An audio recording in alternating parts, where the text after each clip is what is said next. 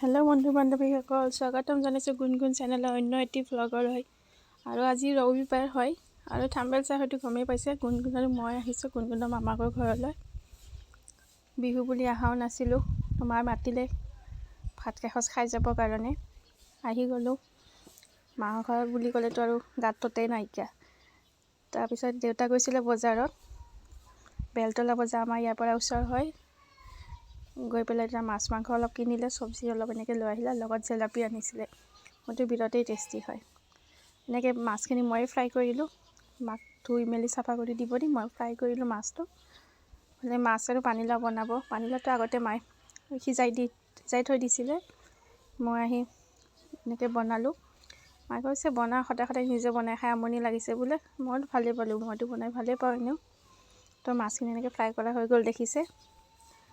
মাছটো ইয়াত পানীলাওখিনি ফ্ৰাই কৰা হৈ গৈছে, পানীলাও দি দিম আৰু মাছটো। মাক কৈছোঁ মাংসটো ৰেডি কৰি দিয়া, মই বনাই দিম। ছাগলী মাংস আনিছিলে অলপ, তো এনেকৈ পিঁয়াজ চিয়াজ গোটেইখিনি কাটি ৰেডি কৰিব দিলোঁ, একেলগে বহাই দিছোঁ চব। কাৰণ গুণগুণ এতিয়া বৰ্তমান শুই আছে, কেতিয়া সাৰি পাই ঠিকনা নাই তাই। আজিকালি কামবোৰ আৰু লাহেকৈ নকৰোঁ, যি বনাওঁ তাড়াতাড়ি বনাই খাব লাগে আৰু। মায়ে কৈছিলে আঞ্জাটো নিমখ কম হৈছিলে অলপ, মাংসৰ খানোতে কমকৈ দিছিলে, তো মই অলপ দি দিলোঁ বাৰু। মাংসটো হৈ গ'ল। মাজে মাজে ভিডিঅ' কৰিব থাকিও যায়, দৌৰি যাওঁ তাই কান্দে বুলি ক'লে।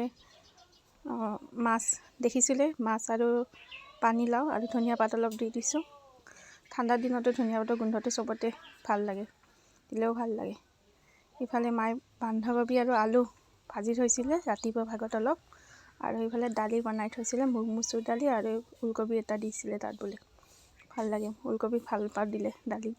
ইফালে মাংসটো, এইটো মাংসৰ লোক হয়, নাজানো মাহঁতে খাই বা কি পায়, তাড়াতাড়ি বনাইছোঁ আৰু আগৰ নিচিনা নাথাকে নহয় আৰু এতিয়া। গুণগুণ থকাৰ পৰা যে পূৰা সোৱাদ হয় নহয় একো গম নাপাওঁ, খালি বনাওঁহে আৰু ইফালে পানীও গৰম কৰিব দিছোঁ, গৰম পানী খাওঁ। আৰু আপোনালোকৰ গুণগুণক এবাৰ দেখাই দিওঁ, উঠিছে তাই, উঠি খেলি আছে, আমনি নকৰে, ধুনীয়াকৈ থাকে।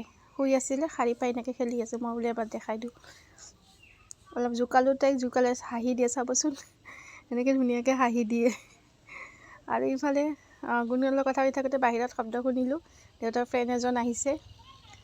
বিহু বুলি আহি প্ৰত্যেক বছৰে বাৰু, এইবাৰ আহিছে এইজন, কথা পাতি আছে দেউতাৰ লগত। আৰু মই কৈছোঁ ভাতকেইটা খাই যাব আহিছে যদি, তো আলহী ফ্ৰেণ্ডজনক ভাতটো দি পেলাই আমিও খাই গুচি আহিছোঁ।